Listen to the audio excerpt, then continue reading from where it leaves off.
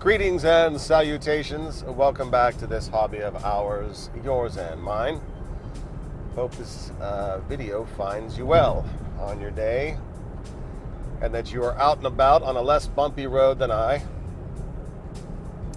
Speaking of bumpy roads, what a bumpy night, bumpy morning. My allergies are crushing me right about now. And I'm supposed to be bombing around in a Razor quad. I don't know what they call them. It's way bigger than a quad. It's a mudmobile with Big C today, out in the woods.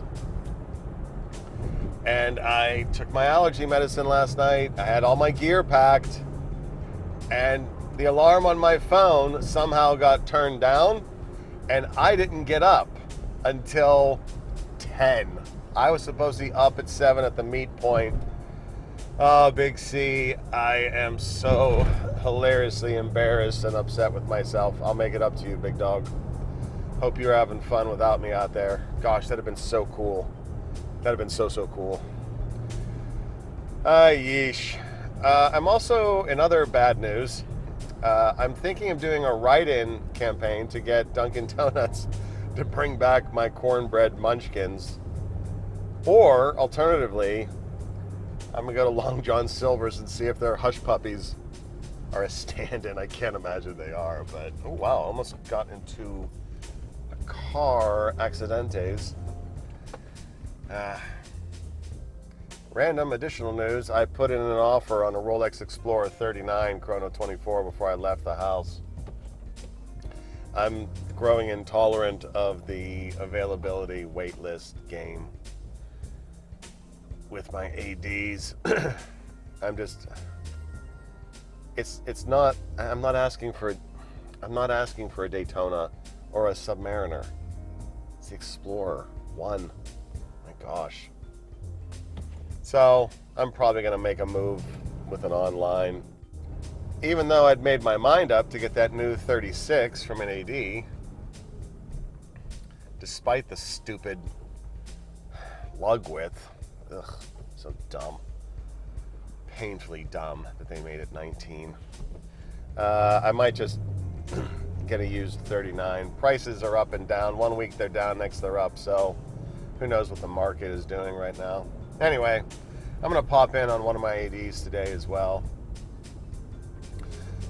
D, what are you wearing today? This is the real reason for the episode, not my grumbling and mumbling. This little beauty here, I will insert a proper photo. I'm calling this watch the Seiko Titanium Quartz. It doesn't have, near as I can tell, an official cool name, but it's a quartz piece that was only released in Japan, and it's titanium, and it is light as a feather. And the reason I found it, is I was just cruising Seiko. And that's the message of today. Sometimes you have to cast a wide net if you're looking for a watch, if you're looking to experience what's out there, because, gosh, this must be from the late 80s, 90s. I have no idea. The brutalistic, let's see if we get up there. The design aesthetic is Giugiaro-esque and so forth. And from that period, oops. Gosh. Oh, yeah, if you can't find them, you got to grind those gears.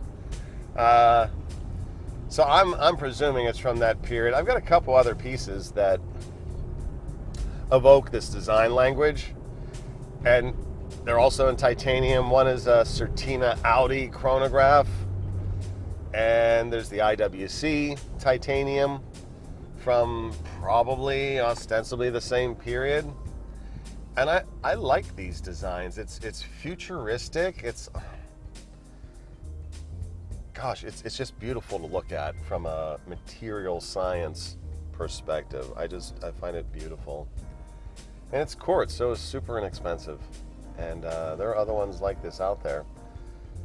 But if you're gonna find rare birds, wild cards, oddballs, you gotta cast a wider net. And as a watch collector, as someone who, I was gonna say buys and sells watches, it's just been forever since I've sold a watch.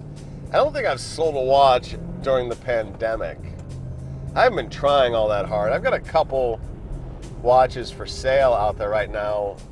They're both odd ducks. No one's biting on those. So I guess I shouldn't be too surprised. So I'm doing what seems like more buying than selling these days, although I am feeling pretty satiated at the moment. I do occasionally buy pieces that I already own when I know the price and the market and what I could buy and sell for. And I've got two of those in right now that I just have not gotten around to the photography and the relistings, but you can make a little side money flipping watches. But you got to put in the work. And part of putting in the work is studying the market and what's out there. You're probably already watching Gary Vaynerchuk. If you're not, you totally should. It's really good. His content is really great for business advice, entrepreneurial stuff, life stuff. I just find it eminently useful. And he has a series called Trash Talk. It's hard to sum up what he is as a businessman. He's a marketing expert, has his own agency, started a wine YouTube channel back in the day. I'm paying him a disservice by not giving you his full bio. But the point is, he is busy, work, life, family, 24/7, but he still makes these unusual videos to demonstrate certain principles. So one of them's called Trash Talk. And he's in the New York, Jersey, Philadelphia area, somewhere around there. And what he'll do is on a Saturday, he'll go out to all the yard sales in the area and he'll find stuff, buy low, sell high, like mug life.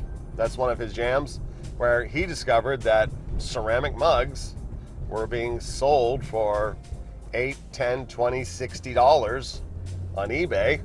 And so he would buy a bunch of cool mugs at these yard sales for 50 cents a quarter. And then it's him and his team. Granted, he's got a team flipping them and basically showing you how to take $100 and turn it into $1,000 on a Saturday afternoon. Again, I am truncating it and paraphrasing it.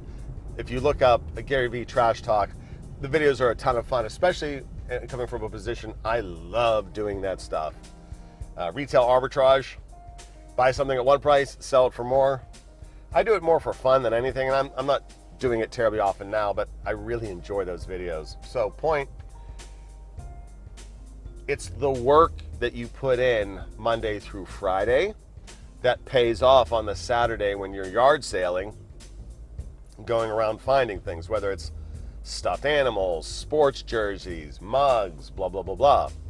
And so applying that logic to the watch game, if you study certain watches, whether it's a brand or a particular model, and you follow them through their trends, and when one pops at a great price that's under trend, and then you calculate what you'll need to sell it for minus eBay fees, PayPal fees, shipping fees, then it can be a side hustle. And you can make,